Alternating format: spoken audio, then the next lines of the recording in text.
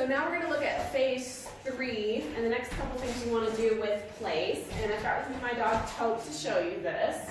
Okay, so in phase 1 and 2, we ended on the ground with our dog, like this. And we were looking at our mat. Okay, so in this phase, what we want to do is the next thing is to stand up and stare at the mat. Yes. So you're still maintaining your criteria for getting on it and lying down before you mark in this phase. The only thing that you've changed is you've stood up at this point. Okay, let's do that again. Yes. So we mark as soon as she gets on and lays down on her own without any prompting from me. Okay, and again, multiple treats on the mat. Okay, you always want to do about 3 or 4 because the mat at this point, what we want to convey to our dog is that the mat is the place to be. The mat is where lots of food and happy, wonderful things happen, and only one treat, okay, happens off of the mat. Okay, so again, yes. Okay. Now you can see how fast Tope does this from standing, okay? Once you've kind of got that level of speed, that kind of level of understanding from your dog, then you're ready for the next phase. And the next phase that you want to do is you want to start moving around your mat, okay? Starting off with some easier angles, okay? So throw the mat that way, and I'll move. Yes. So there she comes across this way. So again, still across, but not from the same side as she's used to. Good girl. Good girl. Good girl. Okay. And we'll move again. Yes. Good. So I'm just kind of moving around my mat just a little bit. Okay. And she does pretty good with that. Okay.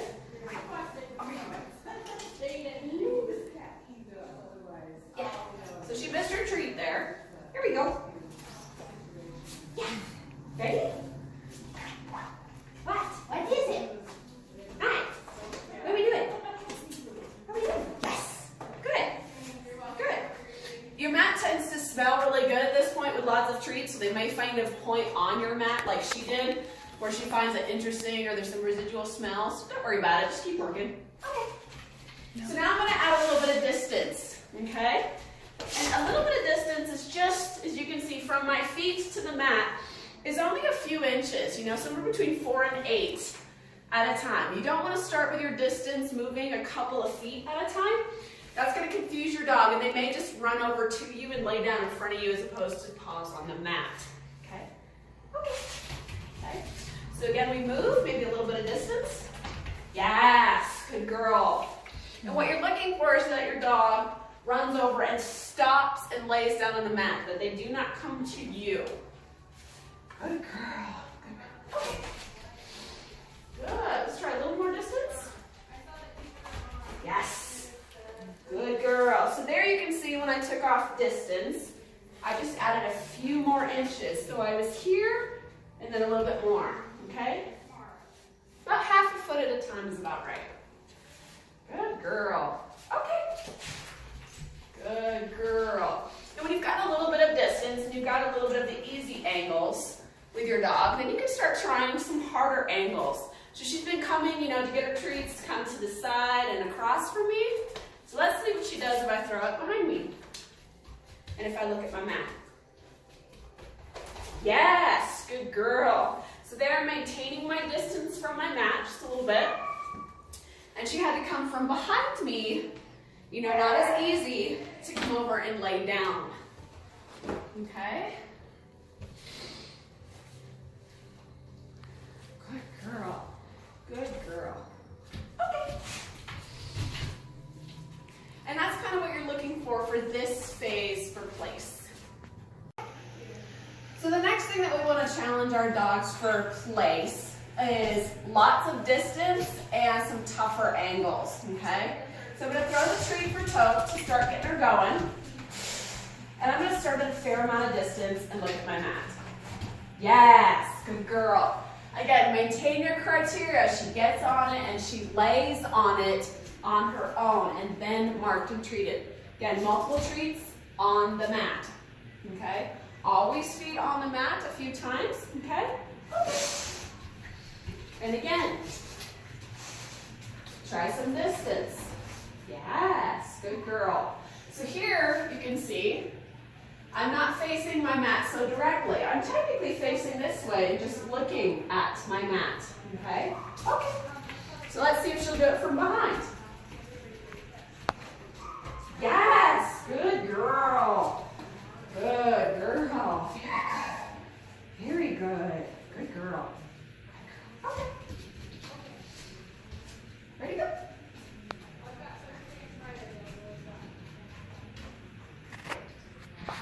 Yes, good girl. So there she had to come up from behind me. Again, kind of facing the mat, kind of tilted a little away from it. And she had to walk past me to get on and commit to being on her mat. So when you see this level of commitment from your dog, you understand and you know that they understand the game, okay? I want you to go over and lay down on the mat, okay? That is what we're doing here. Which means you're ready to add verbals. Now, when do you add verbals, okay? You want to say your verbal. It can be rest, it can be place, it can be bed, whatever you want to call it. The idea is that you call it as the dog commits to the mat. So for instance, if I throw the treat, I will indicate my mat, place, yes. And I will say her verbal as she is en route to get on the mat, okay? And then I will mark when she's committed to her down. Good girl, let's do that again. Okay. Place. Yes, good girl. Good girl, okay? Notice how I don't call place when she's all the way over there eating her treat. I wait till I'm sure of her commitment to come and get on the mat, and then I call place. Good girl. All right, so now what we want to do is we want to start completing place as a whole. Place as a finished behavior is an implied stay. So once you've been working some distance, once you've been working some verbals, then the next thing you want to add while working distance and verbals is duration. So what I'm going to do is I'm going to ask her to place, and after she gets on it and lays down, I might count 1, 2, maybe 3 before I mark. Place. Yes. Good girl. Good girl. So when you're working duration, you want to add it slowly, okay? Not a whole lot of time at first, okay? You want to make sure that your dog is committed to holding, but you don't want them to break off the mat without being told. And you also, when you want to throw your treats, you want to start working this a lot like you do stay, in the sense that when I toss the treat, I'm going to tell her her release word. Okay, just like you do from stay. You can get up now. Place. Yes. Good girl. Good girl. So there I counted for a few seconds before I marked. Again, still multiple treats on the mat after marking. Okay, and release word. Oh, okay. Good. Place. Yes. So there we did longer, you know, a couple seconds. So now challenge, okay? Try for 5. Okay? This time we counted 5 seconds before marking, okay? Now as your dog makes progresses for time, you don't want to constantly go harder, harder, harder, harder, harder every time. You don't want to do 3 seconds and 5 seconds and 7 seconds. You want to go back and give them some easy ones again as well. Okay. Place. Yes. So the last time we did 5 seconds and then we went back to 3 seconds. This helps encourage your dog to enjoy duration and motivates them to try harder again. Okay. I paused it again. So let's add some distraction. Once you started working, you know, basic concept of duration, and you know that your dog is going to stay there for at least somewhere between 3 and 5 seconds consistently without getting up, then you want to start adding distraction. The first thing that's going to be distracting for your dog, an easy level of distraction, is just you moving while they're placed, okay? Let's take a look at what that looks like. So again, maintaining angles and verbals. Place. So duration, and I'm moving. This is distraction, okay? Couple seconds of movement. Yes. And you'll mark. Good girl. And again, you still feed on the mat, okay?